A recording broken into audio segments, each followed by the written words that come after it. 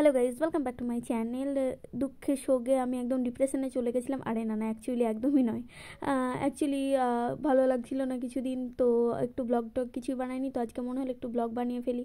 আর ঘরে তো দেখতেই পাচ্ছ পুরো গীতা তিতা আমি একদম তিলক তিলক লাগিয়ে একদম হয়ে গেছি পিওর সনাতনী। তো চলো আগে আগে দেখতে থাকো। তো আজকে আমি ভাবলাম বাড়িতে বসে বসে ভালো লাগছিল না কিছু করতে, সেভাবে বাড়িতে বসে আছি, তো নতুন কিছু ট্রাই করা যাক। তো আমি একদম চলে এসেছি নতুন কিছু ট্রাই করতে। বাবা অফিসে আছে, তো বাবাকে ডিস্টার্ব করিনি, সেজন্য আমি ভাবলাম বাড়িতে ছানা ছিল, তো ছানা দিয়েই আমি একটা নতুন কিছু বানাবো। তো রান্নাঘরে আমি এখন চলে এসেছি, মাও আমাকে দেখছিলো। তো প্রথমে আমি পেঁয়াজ কেটে রেখেছিলাম। তো পেঁয়াজগুলোকে ফার্স্টেই আমি কড়াইয়ের মধ্যে বিনা তেলে আমি প্রথমে একটু ড্রাই করে নিচ্ছিলাম। তারপরে আমি ড্রাই করে তুলে রাখার পর তেল নিয়ে নিয়েছি। তারপর দেখতেই পাচ্ছ এটা হচ্ছে একদম রাঁধুনি, পাকা রাঁধুনি যাকে বলে। দেখছি গরম হয়েছে কিনা, বাট দেখতেই পাচ্ছি যে ধোয়া ধোয়া উঠছে। তারপরে এই তেলটা গরম হয়ে যাওয়ার পর আমি ছানাগুলোকে দিয়ে দিচ্ছিলাম। জানি না কতটা কি হবে, আমার এক্সপেরিমেন্টটা আদৌ ঠিক হবে কি হবে না, কারণ কোনো কিছু ছাড়াই বাড়িতে অল্প জিনিস থাকলে সেটা দিয়ে মজাদার কিছু বানাবো বা খাবো, মানে নতুন কিছু বানানোর একটা ট্রাই করছিলাম। তো দেখা যায় কতটা সাকসেস হই আমি। তো আমি পুরোপুরি দিয়ে দিচ্ছি এখন ছানাগুলোকে বাড়িতে যেটা ছিল ছানা, সেটাই আমি দিয়ে দিচ্ছি। তো মাকে আমি বললাম যে দাঁড়াও, আমি কিছু একটা রান্না বান্না করবো, খুব খেতে খেতে ইচ্ছা করছে। তো বাবাকে কিছু আনতে বলিনি, বাবার অফিস থেকে আসতে লেট হবে বলে আমি নিজেই ভাবলাম বানিয়ে ফেলি। তো সেজন্যই বানাচ্ছি আমি। আর অনেক দিন রান্নাবান্না করিনি, দূরেই ছিলাম, বাট রান্নাবান্না করতে আমার খুবই ভালো লাগে। নতুন নতুন রান্না ট্রাই করতে আমার খুবই ভালো লাগে।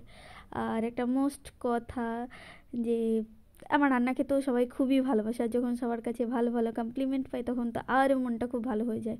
তো দেখা যায় কতটা আমি সাকসেস হই। তো আমি এভাবে দিয়ে দিচ্ছি পুরো ছানাগুলোকে তেলের মধ্যে। বলে নাকি অল্প তেলে দিয়েছি, কারণ ছানা থেকেই নাকি তেল টেল বের হয়, এগুলো বলে। তো ব্যাস, যেটা হওয়ার ছিল না সেটাই হলো। একদমই ছানাগুলো আমার গোল গোল হয়নি, পুরো ঘেটে গোয়া হয়ে গেছে। সেগুলোকে ফ্রাই করে নামিয়ে নিয়েছি। প্রথমে এক্সপেরিমেন্টে আমি ফেল হয়ে গেছি।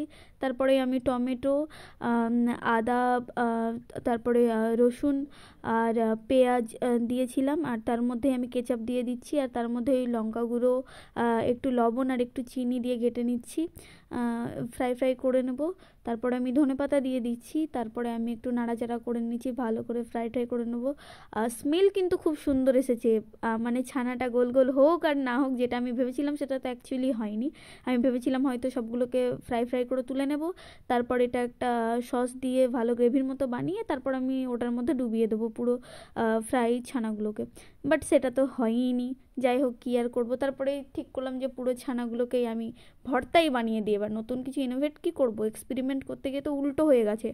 বাট যারা সব ভালো তার শেষ ভালো, টেস্ট গুড হলেই সমস্ত কিছু গুড। তো সেই জন্যই পুরো আমি ভালোভাবে নাড়াচাড়া করে নিচ্ছি একদম। তো এটার মধ্যে কোনো জল টল দেওয়া হবে না, এভাবেই ফ্রাই করা হবে, খুবই টেস্টি হবে। তো ফাইনালি হয়ে গেছে। আর আমি একটু সাজিয়ে টাজিয়ে নিলাম, খুব সুন্দর লাগছিল গাজর টাজর কেটে একটু ধনেপাতা দিয়ে, খুবই সুন্দরভাবে করেছিলাম। তো ফার্স্ট মাকে আমি ট্রাই করতে দিলাম, আর ওদিকে আমি বাবাকে দিয়েও এসেছি। বাবাকে জিজ্ঞাসা করিনি কেমন হয়েছে, বাট জিজ্ঞাসা করব। তো অবভিয়াসলি আমি সমস্ত কিছু রান্না করি, মাকেই আগে খাওয়াই, আর আমি মাকে খাইয়ে খুব একটু শান্তি পাই। যেহেতু মা হলো রাঁধুনি বাড়ির, তো মায়ের থেকে ভালো নিশ্চয়ই আমি রান্না করতে পারবো না, বাট আমি ট্রাই করি, চেষ্টা করি নতুন কিছু করার। আর মায়ের কাছ থেকে যখন কমপ্লিমেন্ট পাই যে ভালো হয়েছে, তখন খুব খুব খুশি হয়। শাশুড়িকে কী খাওয়াবো সেটা তো ঠিক নেই, কিন্তু মাকে খাইয়ে যে আনন্দটা সেটা তো অন্য লেভেলের। মা বলে দিয়েছে যে খুবই সুন্দর হয়েছে, তোমরা দেখতেই পাচ্ছ খুবই টেস্টি হয়েছে। তো মা খেয়ে বলছে খুবই ভালো হয়েছে।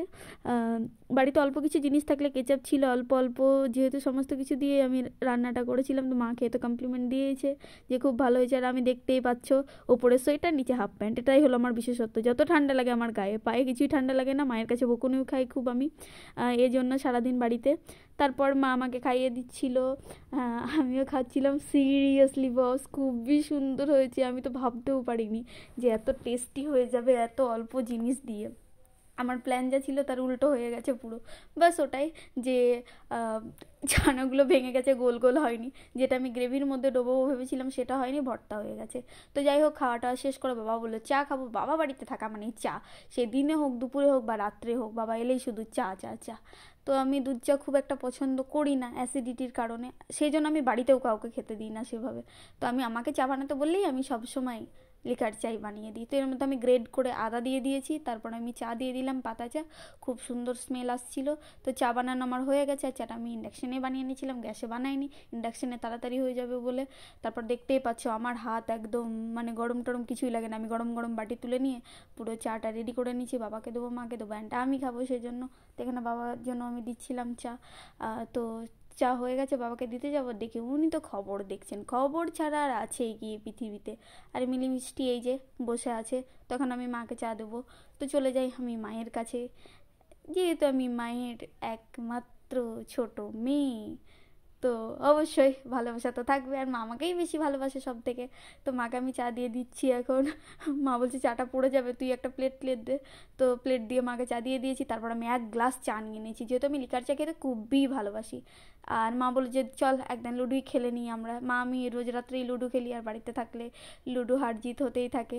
তো চা খাচ্ছি। আর এই যে আমার একটা খুব বাজে অভ্যাস, যে আমি গান শুনি আর না শুনি, হেডফোন আমি কানে লাগিয়ে রাখি, একদিন দেখবো আমি কানে শুনতেই পাচ্ছি না।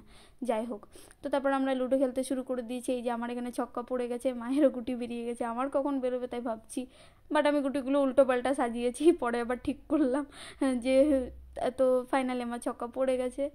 আর খেলা টেলা শেষের দিকে, যাই হোক লুডোতে আমি ফার্স্ট হয়েছি। হ্যাঁ, তো লুডো টুডো খেলা শেষ, মা এবার ডিনার বানাতে চলে গেছে। মায়ের হাতে রুটি দেখছে একদম গোল গোল, আমার হাতে তো পাকিস্তান ইন্ডিয়া সমস্ত কিছু হয়েছে। আর এদিকে মিলি মিষ্টি খেলা শুরু করছে, আর মা ওদিকে ডিনার রেডি করছে। তো আজকের ব্লগ এখানেই শেষ করলাম, দেখা হচ্ছে নেক্সট ব্লগে তোমাদের।